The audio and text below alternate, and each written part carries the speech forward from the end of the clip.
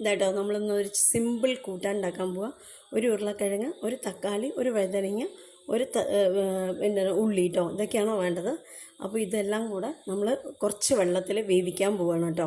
സിമ്പിളായിട്ട് എന്നാൽ ടേസ്റ്റി ആയിട്ട് കഴിക്കാൻ പറ്റുന്ന ഒരു കൂട്ടാനാണ് ഇതാട്ടോ. കഷ്ണങ്ങളൊക്കെ ഞാനിതിലേക്ക് ഇടുന്നുണ്ട്. ലേശം വെള്ളം ഒഴിച്ചിട്ട് മഞ്ഞൾപ്പൊടിയും ഉപ്പും ഇട്ട് വേവി ഇതാട്ടോ. കുറച്ച് വെള്ളം ഒഴിച്ച് കൊടുത്തിട്ടുണ്ട്. അധികം വെള്ളം വേണ്ട, കുറച്ച് വെള്ളം, അത് വേവാനുള്ള വെള്ളം മാത്രം മതി കേട്ടോ. ഇതാ, എന്നിട്ടൊന്ന് അടച്ച് വയ്ക്കാം കേട്ടോ. 1/4 സ്പൂൺ മഞ്ഞൾപ്പൊടി, ഇതാ ഒരു സ്പൂണ് മുളക് പൊടി ഇട്ട് കൊടുത്തിട്ടുണ്ട്. ഇനി ആവശ്യത്തിന് ഉപ്പ്, എന്നിട്ട് അടച്ച് വയ്ക്കുക കേട്ടോ.